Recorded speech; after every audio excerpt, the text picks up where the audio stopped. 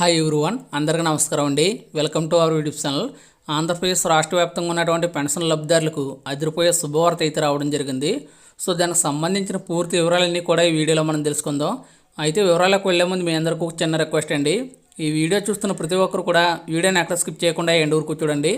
అదేవిధంగా ఇలాంటి మరిన్ని ఇన్ఫర్మేటివ్ వీడియోస్ కోసం మన ఛానల్ సబ్స్క్రైబ్ చేసుకొని పక్కనున్న బెల్ ఐకాన్ని ఆల్ నోటిఫికేషన్స్ని యాక్టివేట్ చేసుకోండి. అలాగే ఈ వీడియోని మీ మిత్రులకి వాట్సాప్ గ్రూపులకి షేర్ చేసి సపోర్ట్ చేయండి. ఇంకేమాత్రం ఆలస్యం చేయకుండా వివరాలకైతే వెళ్ళిపోదాం. పెన్షన్ లబ్ధిదారులు జూలై 1వ తేదీన 7,000 రూపాయల పెన్షన్ అయితే కనుక అందుకోబోతున్నారు.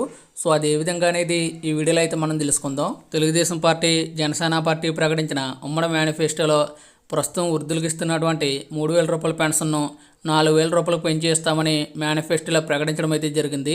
ఈ నెల 12వ తేదీన నారా చంద్రబాబు నాయుడు గారు ముఖ్యమంత్రిగా ప్రమాణ స్వీకారం అయితే చేయబోతున్నారు.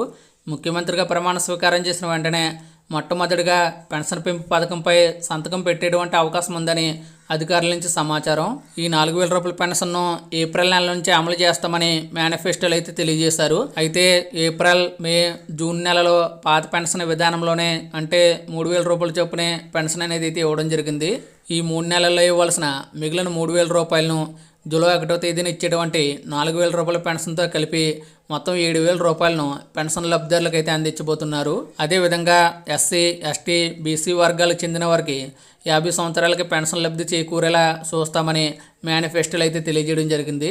అదేవిధంగా వికలాంగులకు ప్రస్తుతం ఇస్తున్నటువంటి 3,000 రూపాయల పెన్షన్ను 6,000 రూపాయలకు పెంచేస్తామని మేనిఫెస్టోలో అయితే తెలియజేయడం జరిగింది.